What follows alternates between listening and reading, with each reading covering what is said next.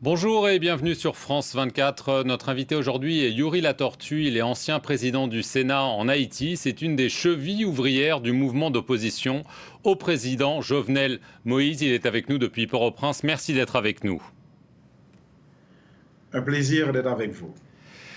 Alors depuis plusieurs semaines, une vague de contestation s'est levée contre le président. Lui affirme que son mandat à la tête du pays court jusqu'au 7 février 2022. Mais selon l'opposition, son mandat de 5 ans a pris fin le 7 février 2021. Alors c'est un désaccord né du fait que Jovenel Moïse avait été élu lors d'un scrutin qui a été annulé pour fraude, puis finalement réélu un an plus tard. Alors l'opposition a installé un président de transition, un juge de la Cour de cassation, Joseph Mécène Jean-Louis, et il a déclaré ce week-end, il a lancé un appel à ceux et celles qui jurent loyauté à cette nation à se mettre debout. Alors une question très simple, qu'est-ce que ça veut dire se mettre debout contre Jovenel Moïse? Est-ce que vous appelez à son départ immédiat?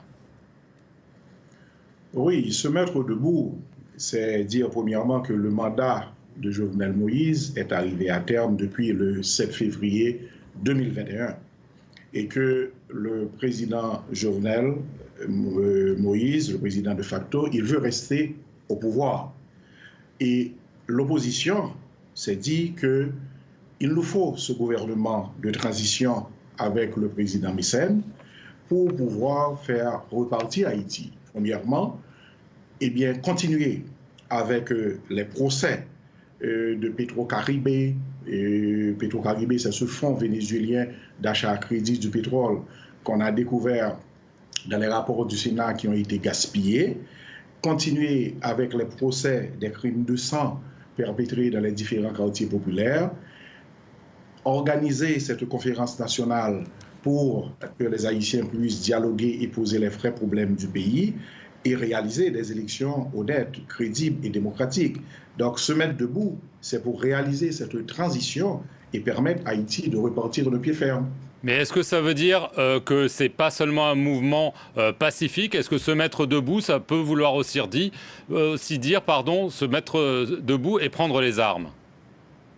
Non, se mettre debout, c'est un mouvement complètement pacifique. D'ailleurs, ce n'est pas simplement l'opposition, ce sont tous les secteurs de la vie sociétale. Il y a le secteur religieux, avec l'Église catholique qui a pris position pour le départ du président le 7 février 2021. La Fédération protestante est très puissante en Haïti, qui également justement a souligné le départ du président pour le 7 février 2021, le secteur syndical, le secteur des droits de l'homme, le secteur de la société civile. En tout, il faut dire que des milliers, des dizaines de milliers de personnes marchent dans les rues pour réclamer ce départ et mettre sur pied cette nouvelle transition. Le problème, en dehors de l'argument constitutionnel, il n'y a pas de cour constitutionnelle qui puisse trancher quand le mandat s'est terminé, mais il y a quand même les Nations Unies, l'Organisation des États américains, le gouvernement américain qui, eux, valident le calendrier électoral défendu par Jovenel Moïse. Ils affirment que son mandat se termine en 2022. Donc, ils ne sont pas d'accord avec vous. Quelle est votre réaction ? Écoutez, ça m'étonne pour l'ambassade américaine qui a pris position pour le 7 février 2022, alors que les trois plus grandes universités américaines, je parle d'Harvard, de Yale University et New York University, eux-mêmes, elles ont pris position pour dire que le mandat de Jovenel Moïse a pris fin, selon la lecture de l'article 134.2 de la Constitution haïtienne, le 7 février 2022. Et en Haïti, on n'a pas de cour constitutionnelle, mais le Conseil supérieur du pouvoir judiciaire, qui est la plus haute instance du pouvoir judiciaire, a tranché et a dit que le mandat de Jovenel Moïse a pris fin le 7 février 2021, selon la lecture de l'article 134.2 de la Constitution. Mais les États-Unis, l'ONU, l'Organisation des États américains, c'est quand même un sacré camouflet pour vous. Est-ce que ça vous scandalise? Est-ce que vous comprenez pourquoi ils le font? Écoutez, l'attitude de cette communauté internationale a été toujours dictée par l'ancien président Donald Trump. Vous savez que le président Donald Trump a signé une entente avec le président Jovenel Moïse, une entente très simple pour dire que, écoutez, moi je vais vous protéger contre les manifestations populaires, puisqu'il y avait de grandes manifestations contre le président Jovenel Moïse pour les faits de corruption, pour des faits de malversation. Et le président Donald Trump a dit, vous allez voter partout pour les États-Unis et moi, je vais vous protéger contre le peuple.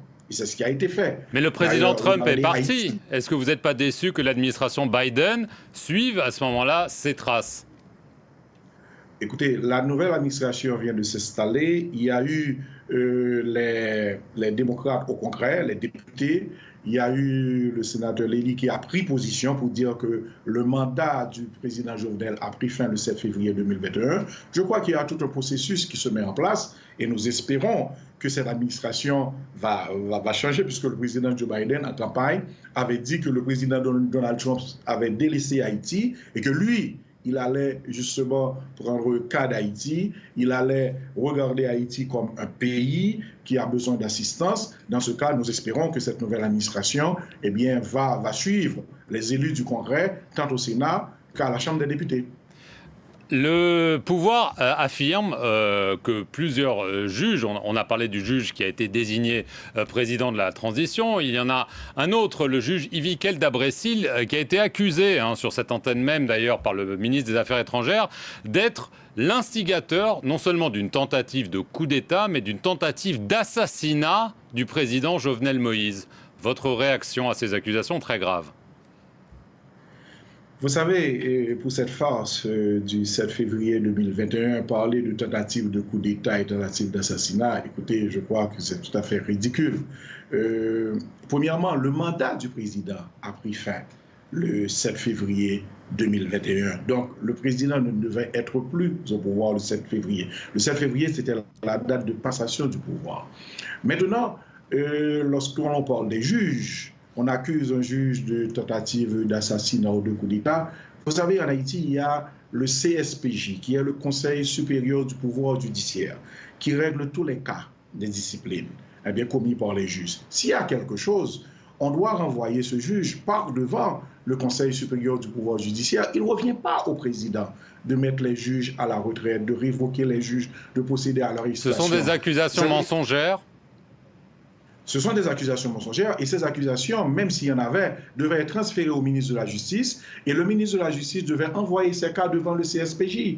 Il ne revient pas au président de prendre des décisions puisque c'est un pouvoir indépendant selon les articles 59 et 60 de la Constitution et c'est le CSPJ qui règle les cas d'indiscipline, de fautes graves commis par les juges. Qu'est-ce que vous pensez qui est l'intention du président Jovenel Moïse? Lui, il dit « Je veux finir mon mandat, qu'on me laisse terminer mon mandat ». Est-ce que vous le soupçonnez de vouloir, en fait, changer la Constitution? Il n'y a qu'un mandat présidentiel, normalement, en Haïti, pour pouvoir se représenter et peut-être rester au pouvoir. Le président Jovenel Moïse, alors ce président de facto, puisque normalement son mandat a pris fin le 7 février 2021, l'ex-président veut trois choses. Premièrement, il veut rester au pouvoir du 7 février 2021 au 7 février 2022. Deuxième chose, il veut changer illégalement la Constitution sans l'avis du peuple, sans les règles à suivre, pour se protéger des crimes financiers et des crimes de sang, en essayant d'avoir une amnistie générale pour lui et son équipe. Et troisièmement, le président veut réaliser des élections frauduleuses avec un conseil électoral qui est manipulé, afin de mettre son équipe au pouvoir et puis après de se représenter pour se maintenir au pouvoir. Donc voilà ce que veut le président Jovenel Moïse malgré la fin de son mandat. Donc comment est-ce que vous le qualifieriez? Vous avez parlé de crime. Est-ce que pour vous c'est un criminel, un dictateur, les deux, autre chose? Il y a plusieurs crimes commis par le président Jovenel Moïse. Premièrement, il y a eu les crimes financiers. Dans le rapport sénatorial sur Petro-Caribé, où il y a eu des cas de malversation, confirmé par le tribunal le plus élevé du pays, qui est la Cour supérieure des comptes, eh bien, la compagnie du président Jovenel Moïse, Agritans, a été indexée. Et la Cour supérieure des comptes a recommandé maintenant d'envoyer ces dossiers à la justice, ce qui n'a pas été fait puisque eh bien, ce procès a été bloqué par le gouvernement. La deuxième chose pour les crimes de sang, vous savez que le gouvernement, l'ex-président Jovenel Moïse, il a armé les gens dans les quartiers populaires. Et maintenant, on a toute une série de gangs dans ces quartiers. Et ces gangs ont commis des massacres. Par exemple, les massacres de la Saline, où plus d'une centaine de personnes ont été assassinées, le massacre de Bel-Air. Donc je crois qu'aujourd'hui, l'opposition demande les procès pour ces crimes financiers et les crimes de sang. Et est-ce que vous pensez que c'est un dictateur qui se présente comme un démocrate, mais qu'il fera tout pour s'accrocher au pouvoir, y compris recourir à la force? Vous savez, le dictateur, c'est celui qui a un pouvoir personnel et qui élimine toutes les institutions démocratiques. La démocratie se repose sur les institutions. Le président a renvoyé tout le Sénat, malgré, justement, il y avait des sénateurs qui avaient encore un mandat.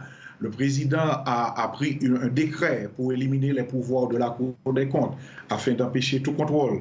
Le président a renvoyé, a mis à la retraite des juges, alors que la Constitution dit que les juges sont inamovibles. Le président a pris des arrêtés pour qu'il n'y ait pas de passation de marché, alors que depuis 2006, tous les marchés de l'État devraient suivre la procédure de passation de marché. Donc, en tout, en Haïti, il n'y a que la présidence, il n'y a que le président Jovenel Moïse, il n'y a plus de contrôle, il n'y a plus de parlement, il n'y a plus de système judiciaire. D'ailleurs, depuis hier, tout le système judiciaire est en grève jusqu'à ce que les lois et la constitution du pays soient respectées. Donc, c'est le président qui gouverne seul avec des décrets, plus d'une cinquantaine de décrets pris en veux-tu, en voilà, sur toutes les questions d'intérêt général et sur toutes les questions du pays. C'est un dictateur. Youri Latortue, je vous remercie beaucoup d'avoir été sur l'antenne de France 24 depuis Port-au-Prince et merci à vous d'avoir regardé cet entretien.